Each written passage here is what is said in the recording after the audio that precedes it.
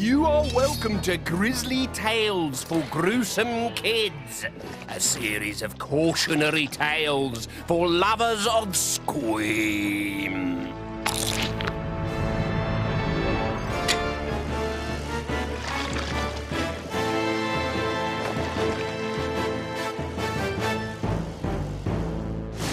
I call this tale Big Head. But before you learn what filthy fate befalls today's child, you must promise never to try this at home, or you'll lose your head down the plug hole. Plug hole. It all started out of nothing. Sammy Slitherall was a squitty little creep who wasn't even any good at football when, passing a football stadium one day, a hand yanked him inside. "Do you want to be a team mascot for the cup final?" said the manager of Shell Suit FC. "Our one's gone sick." "How much?" said Sammy. 30 quid. Done. 3 minutes later, he was shaking the hand of Alan Catesby, the England captain. He even met the Queen. "Do you want to be a footballer, young man?" "Not really. I'd like to have all that dosh, though." The truth was, Sammy hated football, but the money and fast cars looked good. When he got home, he discovered that 1 or 2 people had seen him on the television and were keen to be his friend. "Here, Sammy, sign my little brother's face, will you?" "Get off! I don't know who he is." "Oh, let go!" "Go on, right across his big mouth." "Is this where Sammy lives?" "Yes." "Does he want to come out for a snog?" Call it fame if you will, but all the attention made Sammy big-headed. "So, you're a famous footballer?" "Yeah, well, you know, I was the Shell Suit team mascot for the cup final." "But you're good at football?" "Good? Yes. Ish. I mean, what is good?" "Well, presumably you have talent." "I have talent in one area of the beautiful game that is often overlooked." "And what's that?" "Do you want to see how far I can spit?"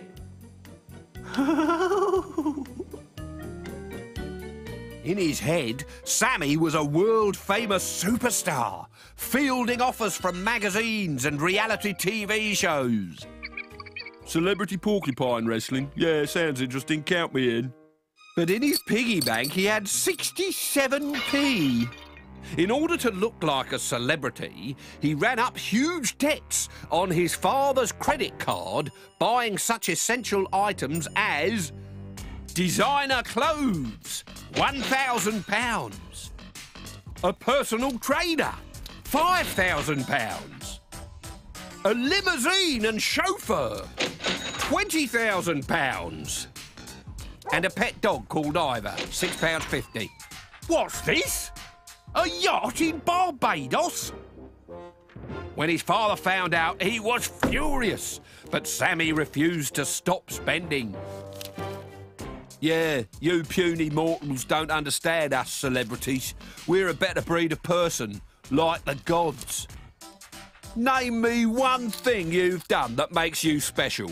You can't even kick a ball without falling over." "Of course you're jealous, Daddy. Of course you want whatever I've got, but you just can't have it because you're just ordinary." "You're stealing my money." "And sounding a little big-headed, Sammy.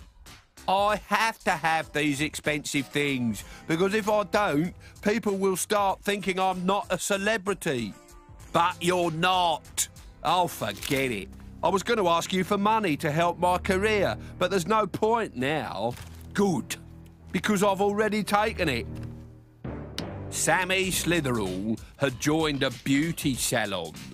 To be taken seriously as a footballing celebrity, he had to look the part. And part of that part was having a dog that looked exactly like he did. They started with tattoos, moved on to haircuts, then manicures, eyebrow plucks, and a spray-on tan. Then they finished up with painted toenails and a full body wax. Which left Ivor looking more wrinkled than a football sock and slightly colder than a plucked chicken. I'm bored with you now. Bye-bye. Sammy thought he looked gorgeous and every inch a megastar. His parents, however, were not quite so easily fooled. You look like a girl. It's fashionable. For girls? No. Check out any page of Chow magazine and you'll see it's the rage. It's a complete waste of money. It's not a waste. I'm a celebrity. You're a big head. Look, fame doesn't come cheap. There are bound to be running costs. Well, not paid for by me. And that was the final word on that. As Sammy's easy money dried up, he was faced with a choice that celebrities face every day. Did he go back to looking like he'd looked before and forget about being famous? Or did he find a cheaper beauty salon who'd do the work for a fraction of the price and keep the image going? He found a cheaper beauty salon in a small, dingy back street that smelled of decay. It had a sign on the door, "The Celebrity Clinic." Then, in teeny tiny letters underneath, "For big heads who want to drop a hat size."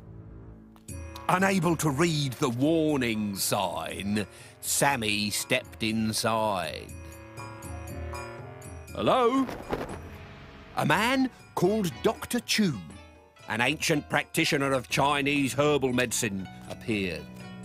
He felt Sammy's head and explained what the problem was.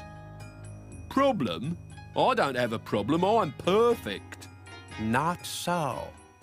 You have very serious case of celebrity psychosis. The symptoms are very extreme and need urgent attention. What symptoms? You have severely swollen head and your ego is inflamed.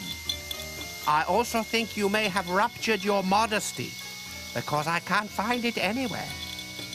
The doctor recommended a hot mustard face wrap, which would sweat out the badness and leave Sammy's face feeling tingly and fresh.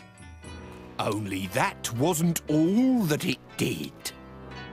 While Dr. Chu went for a walk, the heat in the wrap warmed up the hot air inside Sammy's skull. And believe me, it was full of hot air, until the pressure was so huge that it blasted steam out of his ears. This had the extraordinary effect of causing his head to deflate like a leaking football, until it was the size of a baby bee, which is generally accepted to be a slightly less than desirable size for a celebrity's head. It's him, look!